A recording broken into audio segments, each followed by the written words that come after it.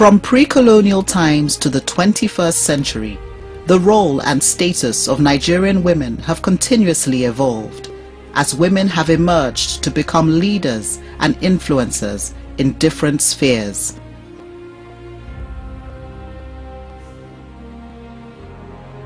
Too often, the history of a nation is told through the voices and viewpoints of its men.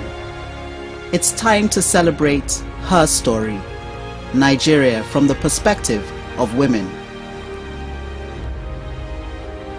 Nigerian women are not an oppressed minority striving for relevance. They are running businesses, making laws, commanding troops, educating the nation, healing the sick, managing banks, and doing it all with style, grace, and skill. Even centuries ago, although the man was the head of the family, women had a defined role and voice. Women farmed, traded, and controlled certain occupations. And politically, women were represented through the institutions of female chiefs, age-grade associations, and market and village groups. History also has examples of those women who completely broke the mold, whose names are stuff of legend. Bilkisu Shango of Ijebu, who many believe was the great queen of Sheba of biblical fame. Moremi of Ife, who sacrificed her son and allowed herself to be enslaved in order to steal Igbo military secrets for her people. Emotan, the simple trader who protected the life of the Oba of Benin, and Inikpi of Igala, the 16th century virgin princess who gave her life to save her people from war. Another was Amina, powerful and feared queen of 16th century Zazal, now Zaria, of whom her contemporaries wrote, Amina, a woman as capable as a man. In her 34-year reign, she expanded the domain of Zazal, and the defensive walls she built around each conquered town became characteristic of Hausa city-states. British colonial rule led to the amalgamation of the country of Nigeria, named by a woman, Flora Shaw, British journalist and wife of then Governor-General Lord Frederick Lugard. In this new nation, however, women held no offices nor were they allowed to vote. But many did not allow themselves to be relegated to the sidelines as mere spectators. The Aba women rioters of 1929 gave no thought to their supposedly inferior status when more than 30,000 of them from Owerri to Ibibio land marched nude against the colonial authorities to protest the imposition of unfair taxes on women. In the 1930s and 40s, the most powerful female leader was Madam Alimotu Pelewura, an illiterate Muslim fish trader and head of the Lagos Market Women's Association for 50 years. Pelewura's mobilizing skills made her a valuable asset to politicians such as Herbert Macaulay, but colonial authorities complained about the influence that Pelewura and her market women wielded over local economic and political affairs. When she died in 1951, 25,000 people attended her burial.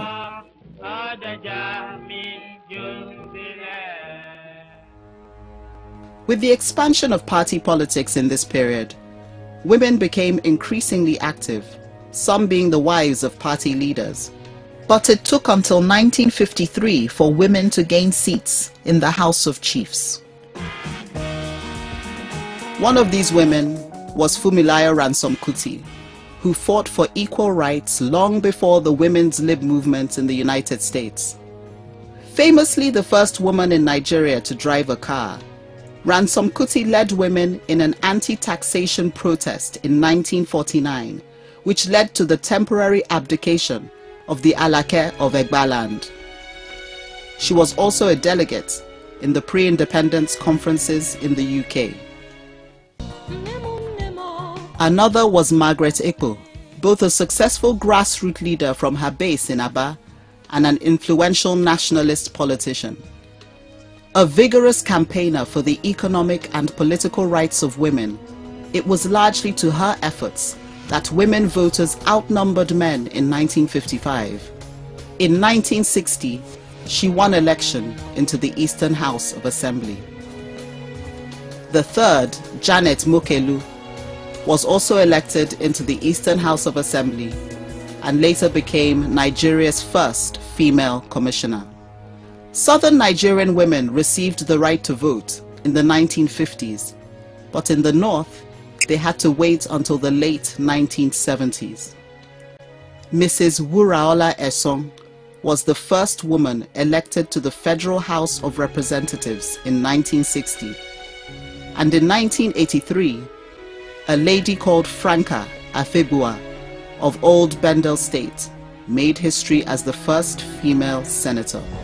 Women have not held many political appointments since independence, but this does not diminish their significant contribution as activists, strategists, mobilizers, financiers, administrators, and of course, voters. Hajia Gambo Sawaba never held any office, but she was a political powerhouse and one of the earliest members of the Northern Elements Progressive Union Party, NEPU. Given the masculine name Sawaba, the Redeemer, for her boldness to speak even when the men shied away. She was jailed more than a dozen times, but continued her committed campaign for the political and economic emancipation of Northern women. Her spirit probably inspired women such as politician and rights crusader Najatu Mohammed and the late Hajia Leila Dogonyaro, who despite her own limited schooling, became a leading advocate for girl-child education, women's rights, and political participation of Northern women. Priscilla Kuye was a lawyer, not a politician, when as the first and only female president of the Nigerian Bar Association in 1992, she courageously led her organization to speak out against the excesses of the military government. Kudirat Abiola occupied no political office when her activism made her an eventual victim of assassins' bullets in 1996. Not just because she was fighting for the release of her husband, Moshood Abiola, but because she fought for the fundamental rights of all Nigerians to elect their government. The limited access of women to education makes the achievements of women such as Oreoluwa Green, the first African female pharmacist who qualified in 1919, and Lady Kofo Ademola, the first black woman to graduate from Oxford University in 1935, all the more remarkable. They opened doors for other record-breaking professionals, such as Toyin Olakuri, the first female chartered accountant in 1963, Grace Alele Williams, who rose to become the first female vice-chancellor of a Nigerian university, Benin, in 1985, and Funke Oshibodu, who has been managing director of 3 banks, MBC International, EcoBank, and Union Bank. In the armed forces, the Nigerian Defense Academy opened up its doors to the first cohort of female cadets, popularly known as President Jonathan's Queens, just last year. But they have impressive role models in retired Major General Aderonke Kale, the first 2-star general in the Nigerian Army, and Itunu Hotonu, the first woman to attain the exalted rank of Rear Admiral in the Nigerian Navy in 2010.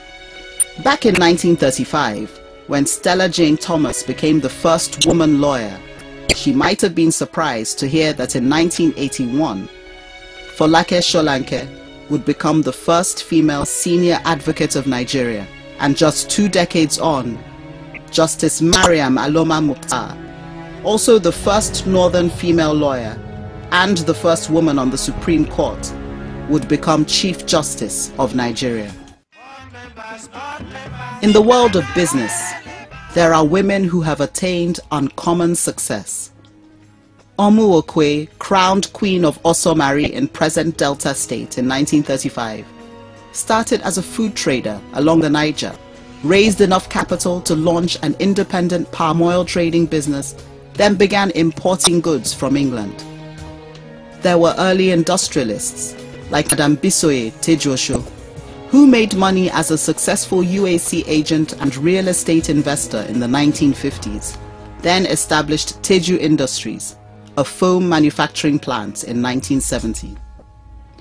Other bold businesswomen include Stella Okoli, who grew a small retail chemist shop into a multi-billion naira pharmaceuticals empire. Florence Seriki, whose Omatech Computers remains the only publicly quoted computer company on the Nigerian Stock Exchange. And Foloru Alakija, who added oil prospecting to her already successful background in fashion design and promotional printing with the Rose of Sharon Group. Her business acumen has served her well as Executive Vice Chairman of FAMFA Oil, which was granted its license in 1993. And in 2012, Mrs. Alakija emerged as Africa's richest woman, according to Forbes magazine. In the arena of public service, Chief Adenike Oyabola and Janet Akinriade became the first female ministers in 1979 in Shehu Shagari's cabinet, while Mrs. Francesca Emmanuel was the first female federal permanent secretary, heading 9 federal ministries between 1975 and 1988. These trailblazers were the predecessors of many women who have shone in public service, from the first female head of service, Ebele Okeke, to Hajia Halima Ahmed, the first female Secretary General of the ECOWAS Parliament, and those that have excelled in traditionally male roles, Kema Chikwe, as Minister of Transport and Aviation, and Princess Stella Odua, the current aviation minister who is skillfully transforming the sector. Ngozi Okonjo-Iweala as the first 2-time Minister of Finance and Minister of Foreign Affairs. Dezani Alison Madueke as Minister of Petroleum. Ifweko Omogui Okauru as Chairman, Federal Inland Revenue Service. And Professor Joy Ogu as Nigeria's permanent representative and ambassador to the United Nations. Of course, the key agency charged with championing women's issues within the government is the Ministry of Women Affairs and Social Development, currently headed by gender relations expert and renowned women activist Hajia Zainab Mena, former president of the National Council for Women's Societies. In the National Assembly, female legislators, though still underrepresented, with just 9 in the Senate and 32 in the House of Reps, have made their voices very much heard, holding leadership positions, proposing bills, and working effectively on behalf of their constituents. The highest-ranking female so far has been Right Honourable Patricia Ete, the first woman Speaker of the House of Reps. In terms of executive office, Dame Virgie Etiaba is the only woman to have experienced a turn as governor from November 2006 to February 2007. But more women are following the bold lead of Sarah Jibril, the first female presidential aspirant. One day soon, this particular glass ceiling will open, to the undoubted delight of women all over Nigeria and the African diaspora. Critical to any discussion of the history of women is the unique role of the First Lady, a position that has added immeasurably to the socio-economic and political growth of the Nigerian woman.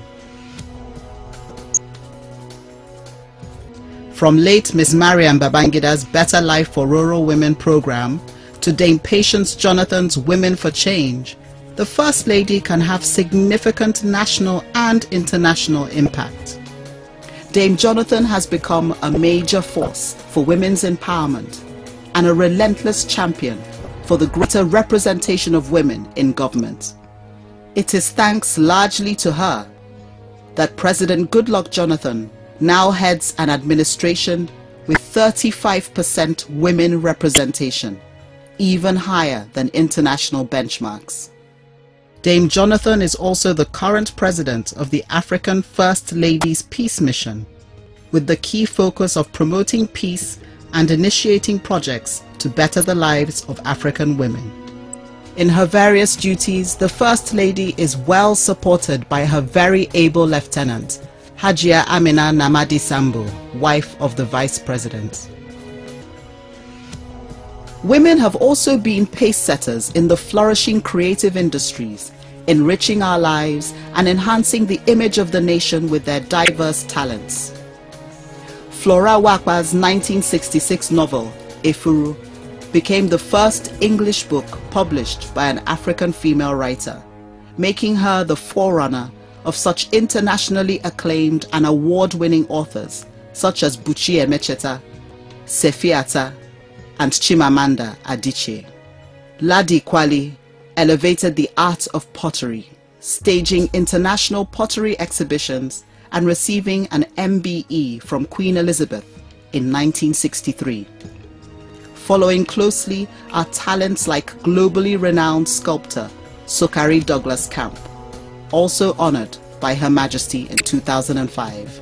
In the dramatic arts, the works of pioneers such as actress Taiwo Ajayi Lycett, screen legend Joke Silva, and foremost producer Amaka Igwe have captivated audiences, while inspiring women like Genevieve Nnaji, Omotola Jalade Ekende, and Stephanie Okereke, the shining stars of the global phenomenon called Nollywood.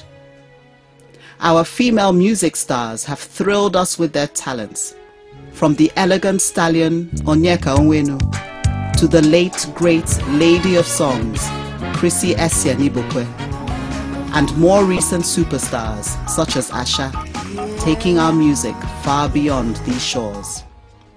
In the fashion industry, the contributions of pioneers such as Oprah Benson, Princess Abba Folawiyo, and Folake Majin helped make it possible for the likes of Deola Sego and Lisa Folawiyo to now showcase their designs on the runways of Paris, New York, and London.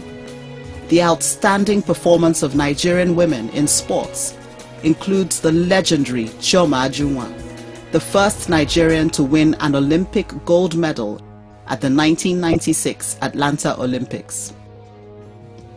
International track star Mary Onyali, and footballing great Mercy Akide.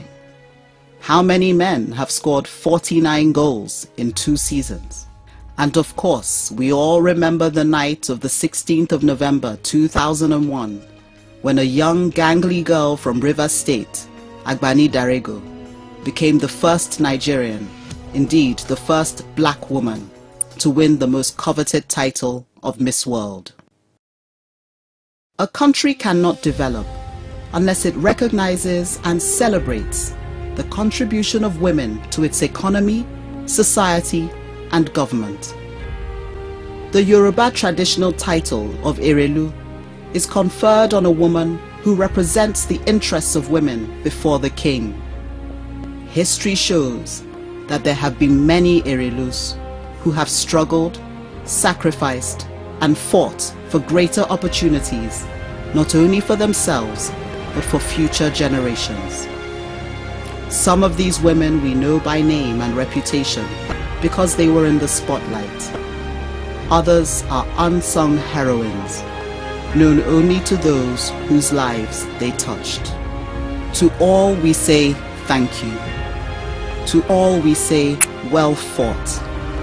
To all we say well done. Nigeria, it is time to stand up and give honor to whom honor is due. It is time to celebrate your women.